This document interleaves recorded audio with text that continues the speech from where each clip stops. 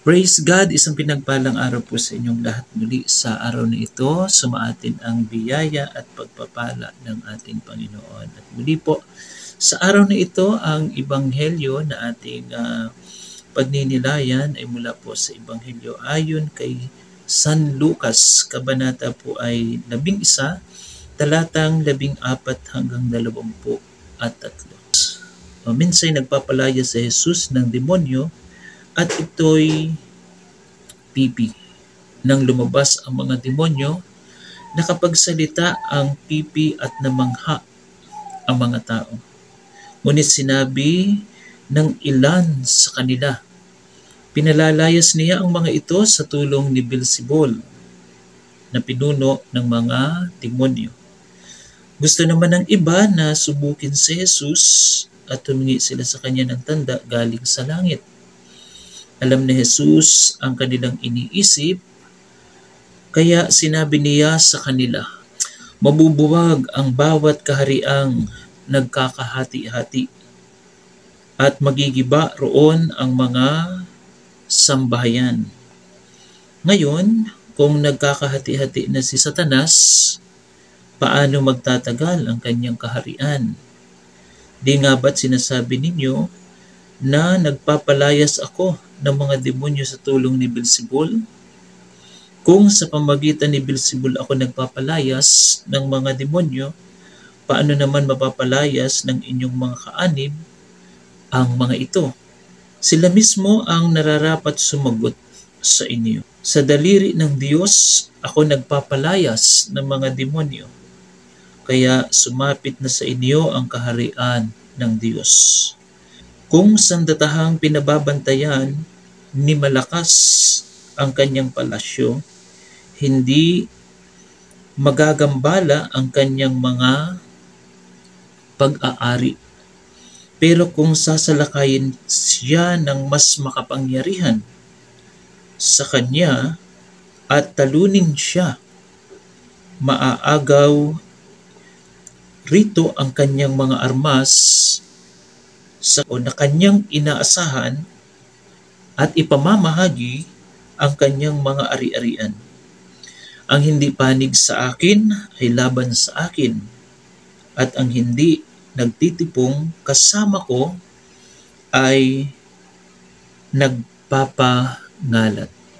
Ito po ang mabuting balita ng ating Panginoon. So sa atin pong reflection, may mga taong ayaw lang talaga sa atin at may mga taong ayaw rin natin. So vice versa po, no? Hindi lahat ng tao ay gugustuhin tayo, hindi lahat ng tao ay papanig sa atin.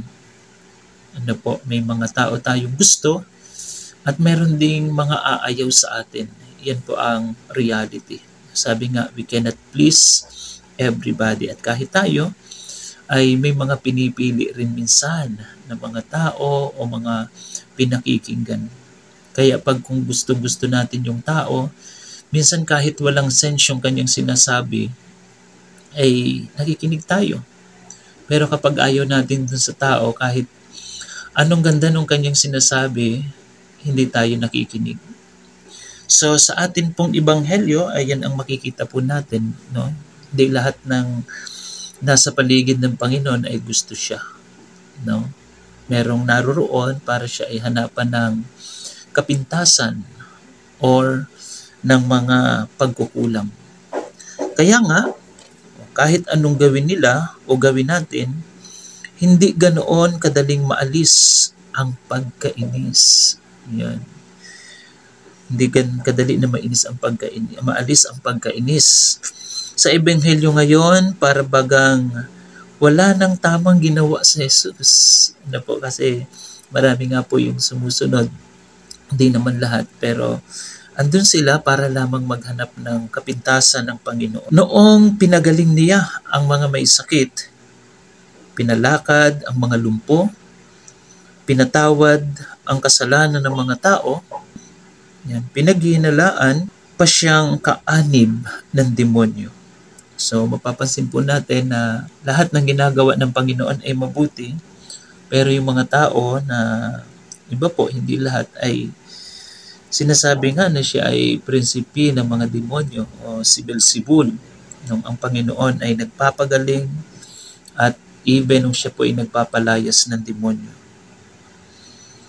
Pero kahit na anuman ang sitwasyon, patuloy tayong inaanyayahan ni Jesus na binging bukas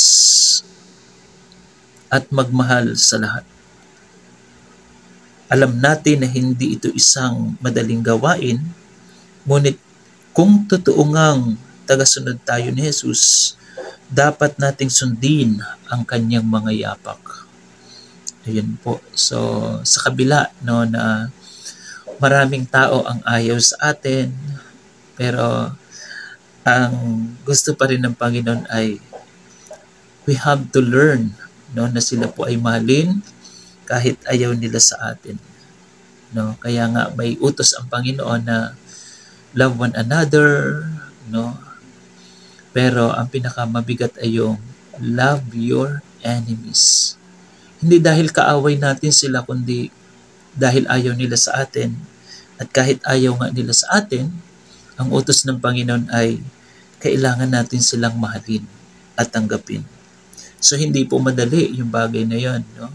Kaya nga ang pagiging Kristiyano ay ibang-iba kaysa iba.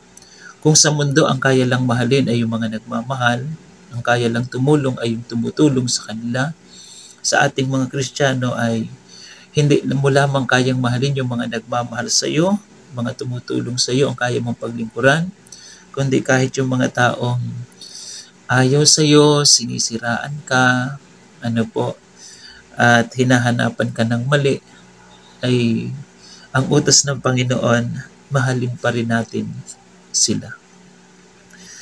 Kaya nga po, dapat nating sundin ang yapak ng Panginoon kahit na ito ay mahirap. No? Kahit mahirap, kailangan pa rin sundin dahil we are followers of Christ. And being a followers of Christ or tagasunod ng Panginoon, ang ibig sabihin po niyan ay imitation. Kailangan natin siyang tularan, ang kanya pong way of living sa mundong ito na kanyang ipinakita. Kaya hindi lang tayo iniligtas ni Lord nung siya ay dumating sa mundong ito. Nagpakita siya ng isang konkretong halimbawa ng pagiging anak ng Diyos at pagsunod sa kalooban ng Ama. Kahit na ito ay mahirap, hingin natin kay Jesus na matanggal ang mga nakaharang sa ating mga mata para makita natin ang ating mga kapatid na hindi ito matatabunan ng anumang inggit o pagkainis. Ayun, sa hilingin daw natin po kay Lord na alisin yung harang sa ating mga mata. Ano yun? Yung inis, galit.